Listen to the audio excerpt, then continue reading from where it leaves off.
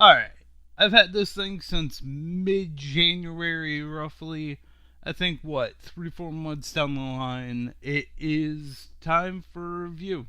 I think I have all my thoughts put together about this product, and little differences here and there compared to a lot of reviews that have already come out over the months. But let's get started. Okay, I'm gonna get the obvious ones out of the way. Like, this is a good headset. This is definitely a good headset. Easily, I think it's going to continue to be probably the cheapest VR you're gonna get. I don't think anything is going to go lower or even match the $300 price point. Uh, yeah, I don't see that happening. But I will put, like everyone, it has its caveat of, or I think that would be the right word, you must have a Facebook account. If you do not like Facebook, you may want to wait.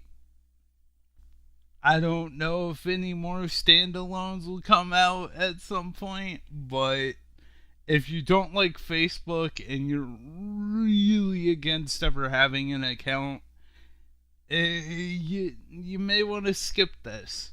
But if you're okay with, I don't know, selling your information soul, I guess you could say, or you just really want to experience VR, you already had a Facebook account, maybe you use it, maybe you don't care, then yeah, by all means, get this.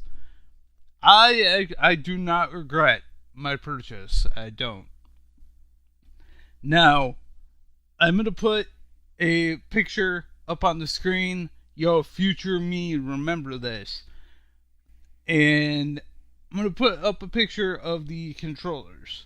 This is where I'm gonna start with this. This is something that I think most people would say the controllers are comfortable. And yes, they are. But they're not entirely good with the accessibility, at least for myself, and probably for many others. They probably wouldn't feel too comfortable. In my left hand, they're fine. In my right hand, I have cerebral palsy on my right side, and I cannot fully move my thumb that easily. So getting to the exact spot, which is more kind of over to the right side on the controller, is more difficult.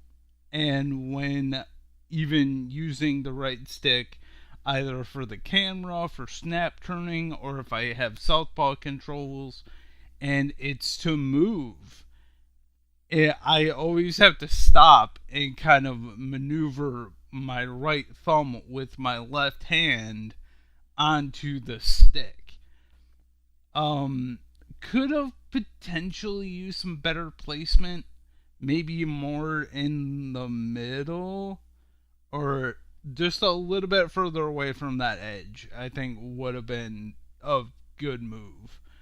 I don't know if anybody else has had that kind of an issue. I don't. If you have, or know somebody who has, let me know.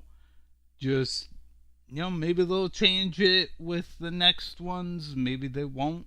I have no idea.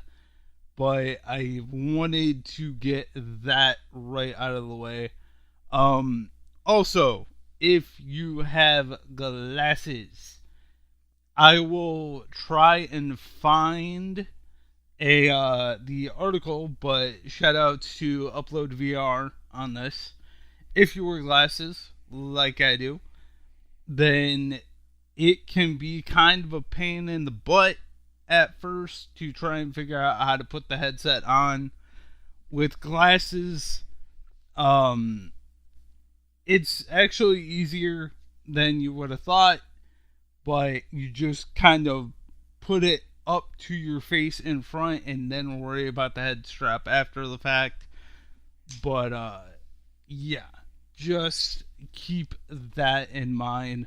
Also, if you do know your eye prescription, you can, or your lens prescription, then you can just, get prescription lenses and not even have to worry about it. But yeah, I think that's really kind of as far as the accessibility. I feel it needs to be changed with the controllers, as I said. And I know I'm kind of all over the place. Um, Visually, I'm I don't I'm not too technological with that. I don't know all that stuff, but it's good. It's it's good to me anyway. I believe it's what 72 hertz at the start. They upgraded it to 90, so 90 FPS. It's fantastic. And I know they're trying to do 120 with version 28. I'm probably not gonna mess with that, but just know I think that's now starting to roll out. I have no idea. I know, good review, right? Um, but back to the headset. The default head strap dealy. Um, you may or may not want to change it. I'm actually still using it. I'm still using that thing, but it works fine for me. And the front heaviness that you've probably heard in a lot of other reviews, I honestly don't feel it. But if you do, there are some lovely battery banks. I know there is the Nirvana battery bank that kind of has a little pouch that goes onto the back of the head strap. Um, and that will kind of add a counterweight. But yeah, if it may bother you, it may not bother you. I don't know you. Only you do. But yeah, it's not a lot to say in this review, and I'm kind of all over the place already. But to keep this from going way longer than it should and keep me from blathering like a dingus, I'm gonna end it. This is a good headset. If you don't have a good PC, which mine is not the best, and you don't want to spend $600 plus on the Reverb G2, you don't want to, well, I mean, you can't, but want to spend over $1,000 for a freaking Valve Index that's permanently sold out anyway, and you want one now and you don't want to wait for a potential other standalone to be released, this is the way to go. $300 and you get to experience VR. I mean, come on.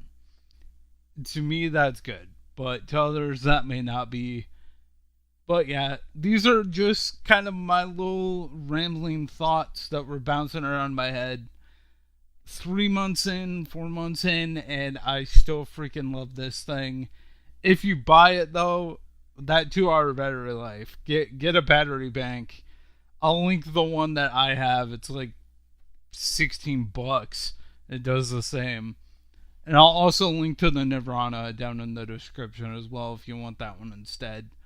As a counterweight. But yeah. Hope you guys enjoyed the video, and I will see you in the next one.